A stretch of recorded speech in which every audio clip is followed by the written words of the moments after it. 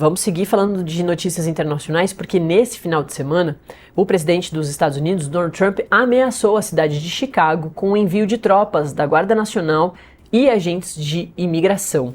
Ele tem feito isso, em diversas regiões dos Estados Unidos.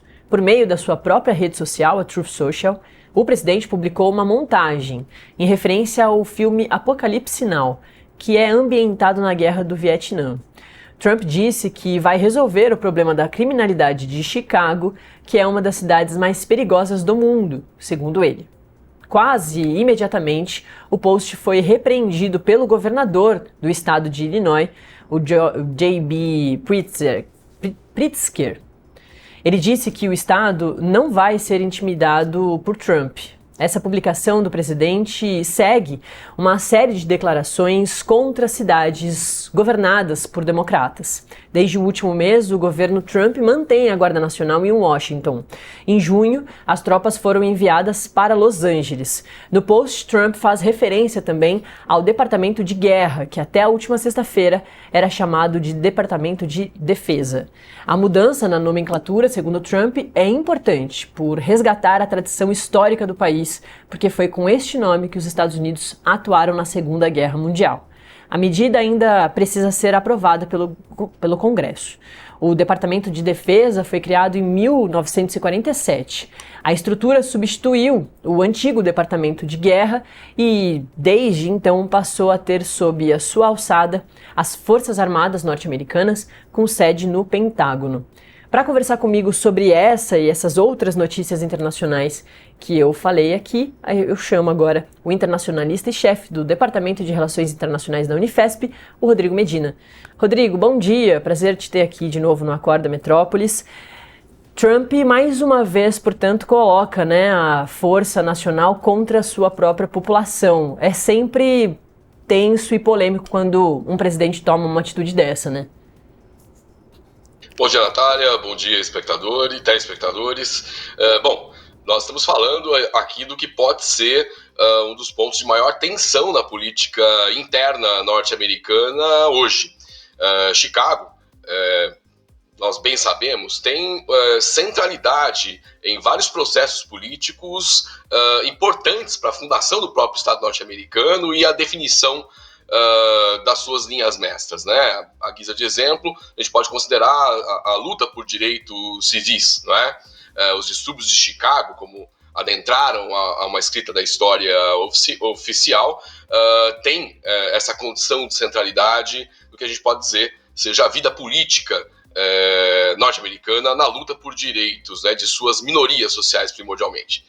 Chicago tem hoje 10 milhões de habitantes, é a terceira maior cidade dos Estados Unidos e tem sido governada pelo Partido Democrata já há pelo menos 90 anos, quase um século, né, ininterruptamente. E vem se preparando para uma possível, e eu arrisco dizer, quase certa chegada de agentes e tropas federais.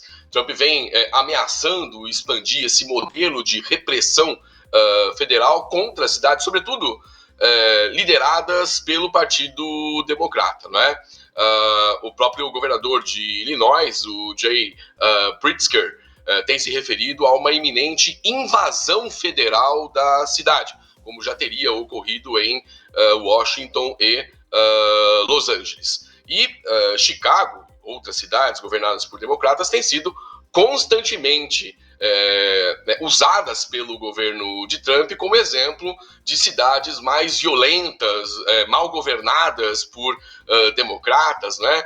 Refere sem lastro comprobatório, altos índices de criminalidade, muito associados no seu discurso à presença de imigrantes ilegais e também a moradores de rua. E na tentativa de afirmar que as autoridades locais seriam absolutamente incompetentes, né, para lidar com o problema. Lembrando, então, que tropas federais já têm atuado em Washington, D.C. e Los Angeles, em Washington, desde 11 de agosto, é iminente que Chicago seja, digamos, a bola da vez, né? E a gente está tratando aqui, Natália, de uma guerra muito clara, movida pela institucionalidade do Estado norte-americano contra parte significativa da sua própria população. E eu faço questão de caracterizar, inclusive em outros termos, né, que é de uma guerra. que envolve a realidade contra a pós-verdade.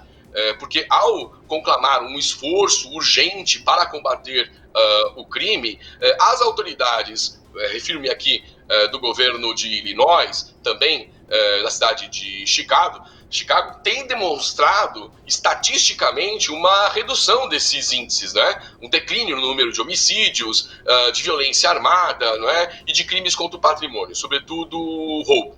Portanto, o que a gente tem que considerar nesse cômputo, eu prometo ser breve aqui na minha conclusão de raciocínio, é que essa tentativa de intervenção diz muito respeito, isso o governador de Illinois tem pontuado, ao processo eleitoral que terá curso agora no ano de 2026, não é? Onde nós teremos uma renovação total da Câmara dos Representantes e 1/3 do Senado. A possibilidade, segundo o alerta ao governador, é de Trump ou tentar impedir as eleições, ou, caso o resultado seja desfavorável para republicanos, dizer que houve fraude eleitoral, problemas com as urnas, não é? E tomar as cidades onde haja vitórias democratas, tendo ali para tal propósito, tropas já posicionadas nesses locais. Essa seria a real função das intervenções federais, segundo o governo de Illinois tem alertado. Rodrigo, a gente vê aqui no Brasil esse julgamento inédito, histórico, para as democracias do mundo todo, que é o julgamento de um ex-presidente da República e de aliados, gente grande do Exército, envolvidos nessa suposta trama golpista.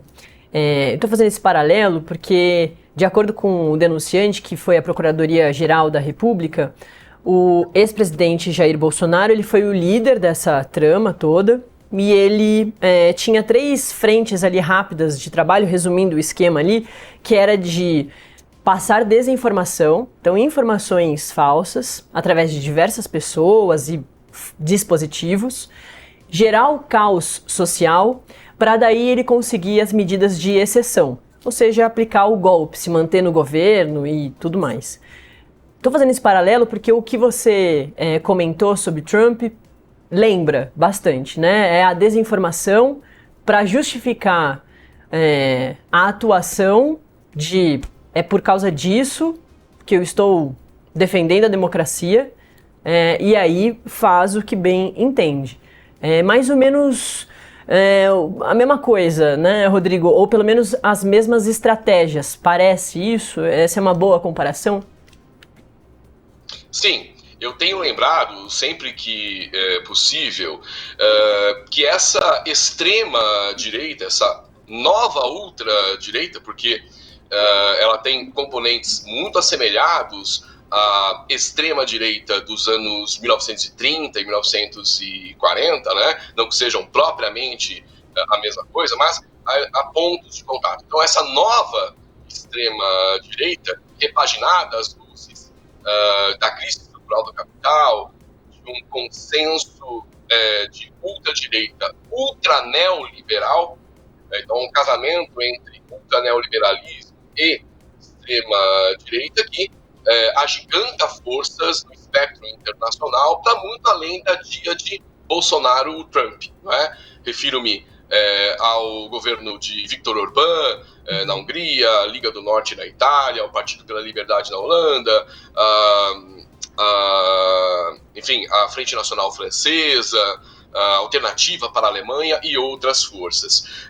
Eu sempre costumo lembrar de que se trata, pelo menos desde o período que vai de 2016 a 2018, na orquestração de uma internacional iliberal, como o próprio Steve Bannon nomeava o movimento, e que sim, vale-se de estratégias muito análogas. Em primeiro lugar, o uso de redes sociais para a produção de sínteses, de simplismo explicativo para problemas complexos que prometem, por parte dessas forças, a resolução de questões como, por exemplo, criminalidade. Se você apontar, olha, a criminalidade ela diz respeito a criminosos que devem ir para a cadeia, estou falando do discurso do Trump, tá? Das últimas semanas. Criminosos que devem ir para a cadeia, ilegais que devem ser deportados e moradores de rua que devem se retirar. para onde é que fica a questão. No caso de Washington, para lugares bem distantes de Washington, não é?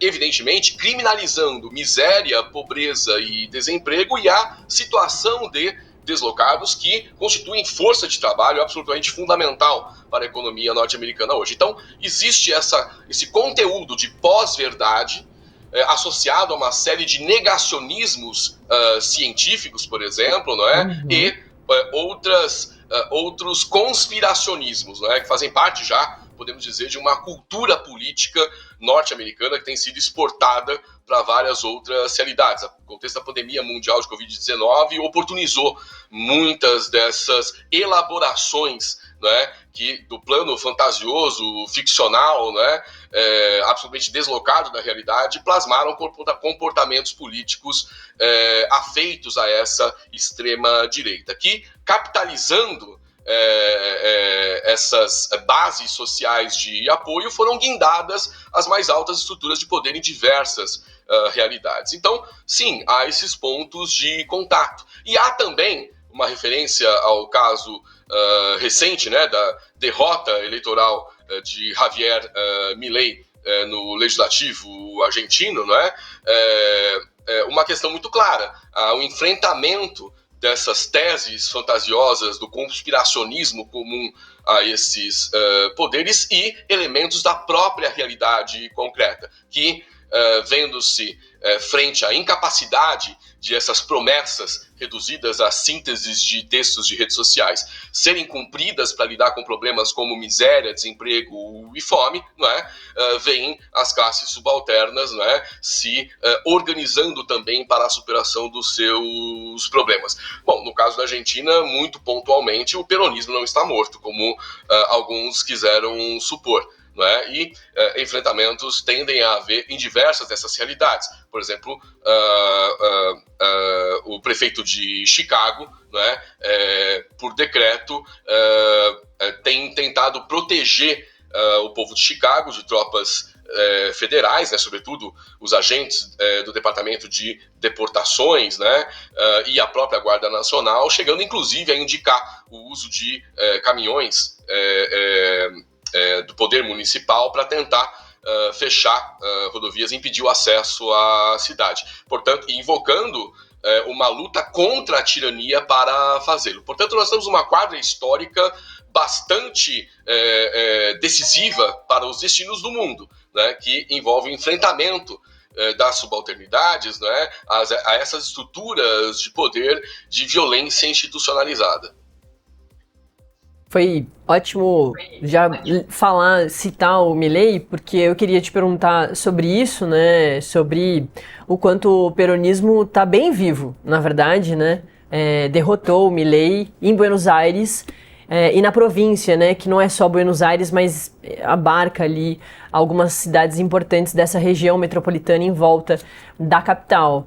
É sempre muito polêmico também, né, o Rodrigo. Ih, o Rodrigo caiu, mas daqui a pouco ele vai voltar. Mas é sempre muito importante quando a gente tem a avaliação da capital, né? Aqui nas eleições brasileiras a gente também sempre coloca ali, né, as capitais, por exemplo, na questão de quando um governador ganha a eleição em um estado, se ganha ali na capital, é um ponto relevante para se entender como esse centro urbano está avaliando, né, essa figura política. E é dessa forma também porque os centros urbanos são os centros onde tem mais eleitores, não é uma questão ali, né, de desigualdade em relação à população rural, é que a população rural fica muito mais espalhada e é menor do que a população urbana ali no centro urbano. Então, a avaliação de como os centros urbanos estão votando é sempre importante, principalmente para um presidente que está avaliando, né, os seus próximos passos políticos. Como eu também citei mais cedo, a Argentina passa por diversas eleições regionais, então é como se fossem os vereadores ali para a nossa realidade aqui brasileira. E aí daqui a pouco, em 26 de outubro, daqui a pouquinho mesmo, né, no próximo mês, no final do próximo mês, vão ter as eleições legislativas nacionais. Então eles vão escolher, por exemplo, senadores, deputados federais, né, como se fosse na nossa realidade aqui brasileira.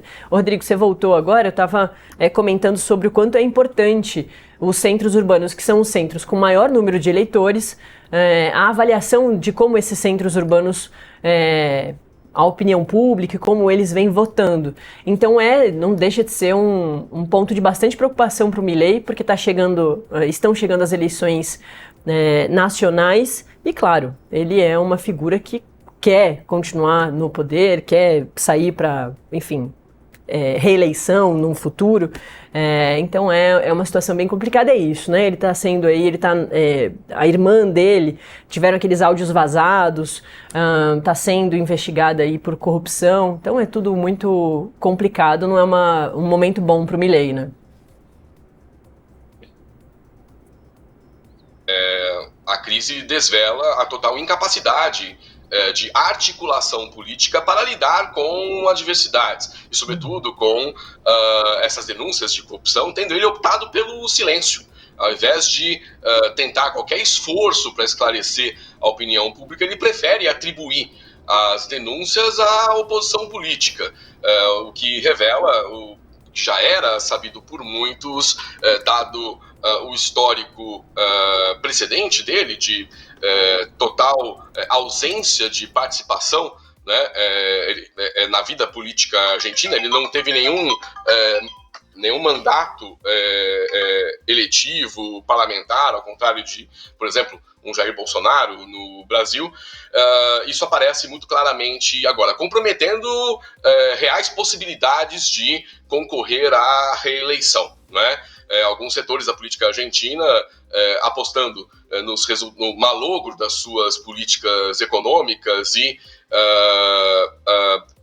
o que atribuem ser a maquiagem de dados alusivos à pobreza e desemprego, né, venham a repercutir nas urnas já no próximo pleito, como acontece agora nas eleições para o legislativo, né? Então, esse malogro político é dado como algo quase que iminente, né, por setores, sobretudo oposicionistas, que tendem a se valer dessas contradições para o próximo pleito eleitoral. Vejam que a saída norte-americana, para antecipar problemas e tentar garantir um outro mandato, envolve a ocupação de cidades governadas pela oposição com tropas federais, não é? Então, essas forças políticas têm recrudescido, né, os seus aparatos de repressão na tentativa de garantir vantagens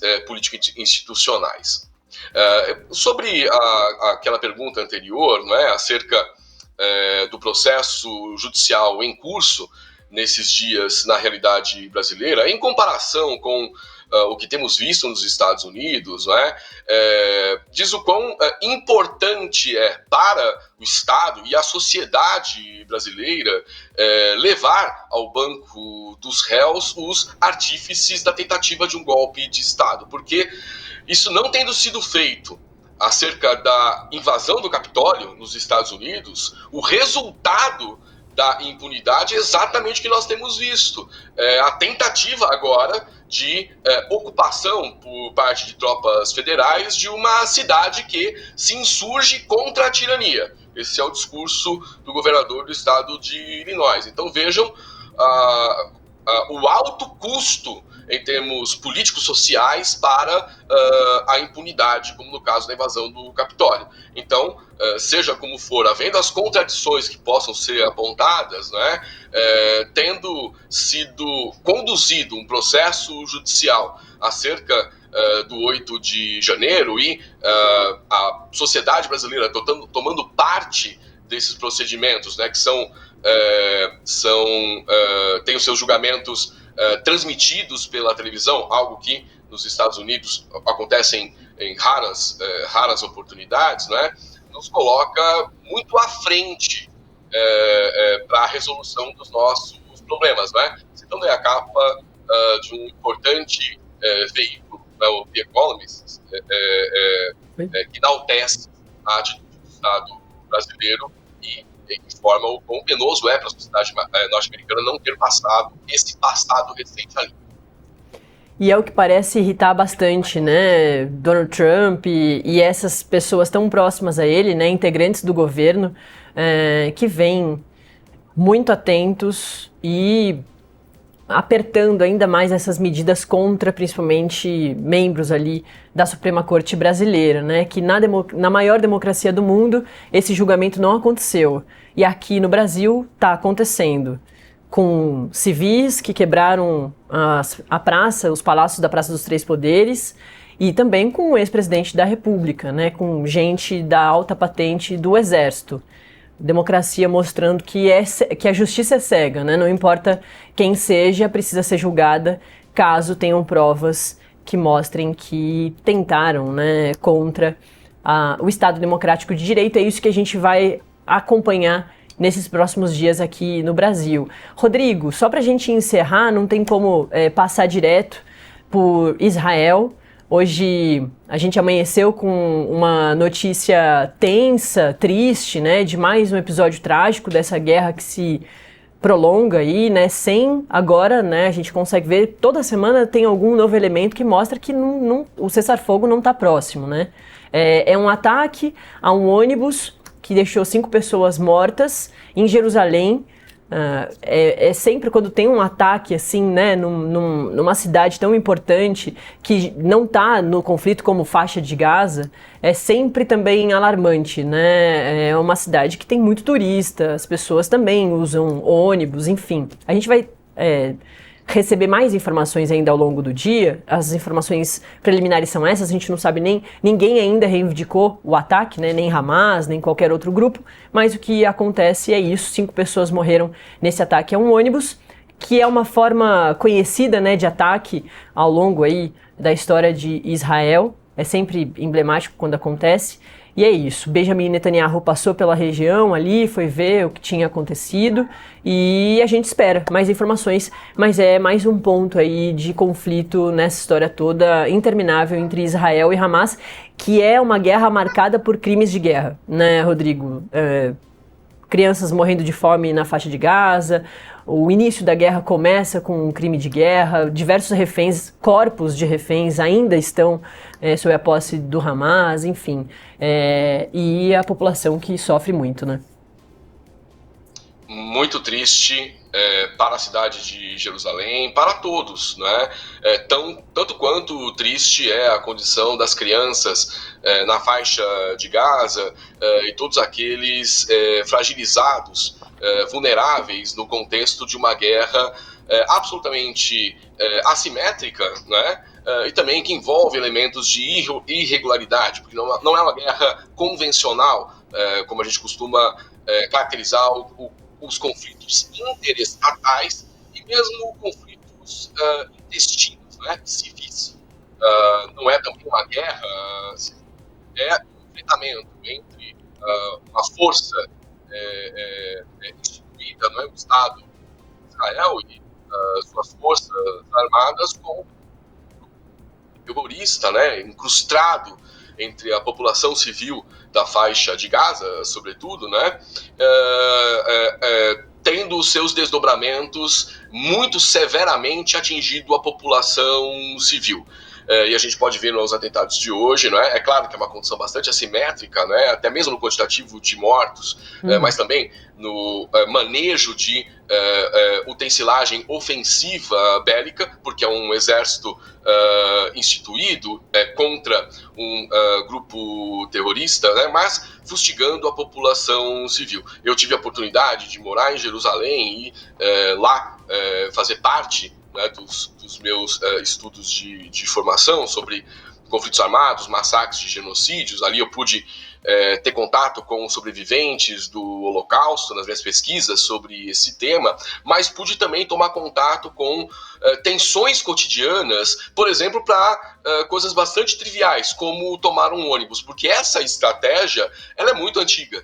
né, porque também antigo é o conflito israelo-palestino, passa por várias etapas, desde pelo menos 1947, quando já fundado o Estado de Israel. Esses tensionamentos crescentes têm se tornado elementos, né, do cotidiano desses povos. A violência acaba diluída no cotidiano como signo de normalidade.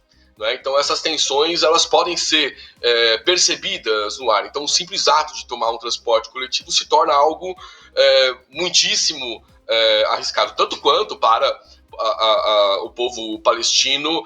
Trivialidades do cotidiano também são elementos problemáticos para as suas vivências, né?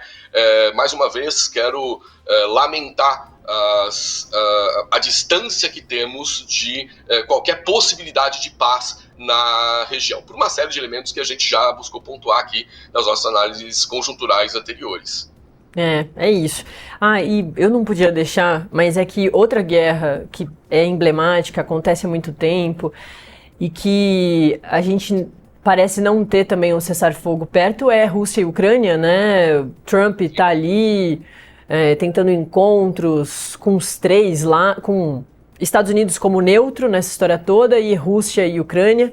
Não conseguiu esse encontro ainda, e o que a gente viu é que ainda tem conflito acontecendo, né? Embora ali na frente das câmeras parecem Putin e Zelensky talvez se aproximar de um cessar-fogo ou um interesse de conversar, mas no bastidor a gente vê a guerra acontecendo sempre dobrando a aposta, né? Dos dois lados. Eu não sei qual que efetivamente a capacidade cognitiva de um Donald Trump, né, para fazer reflexão crítica sobre as suas próprias iniciativas, mas aquele encontro no Alasca com o presidente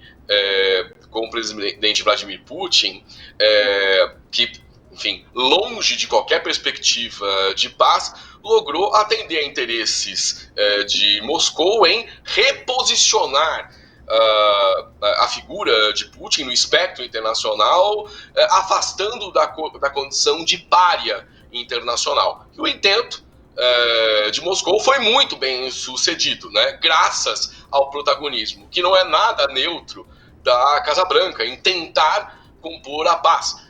Poucos dias depois, né, houve até mesmo um contato, que é uma ameaça de atribuição de tarifas tributárias, né, para que o presidente Trump fosse indicado ao Nobel da Paz, né, tentar, né, compor esforços nessa direção. Bom, a resposta veio nessa semana, com novos ataques russos, né, a territórios ucranianos, e a declaração de Putin de que tem todo o desejo de se encontrar com o Volodymyr Zelensky em Moscou, convidando a ir, né, ao Kremlin para tratar da paz, o que notadamente não ocorrerá. É uma declaração que tem um tom, apesar da solenidade do seu pronunciamento, né, mas tem um tom bastante irônico, se percebermos, né, a sua total impossibilidade. Portanto, a guerra se estende,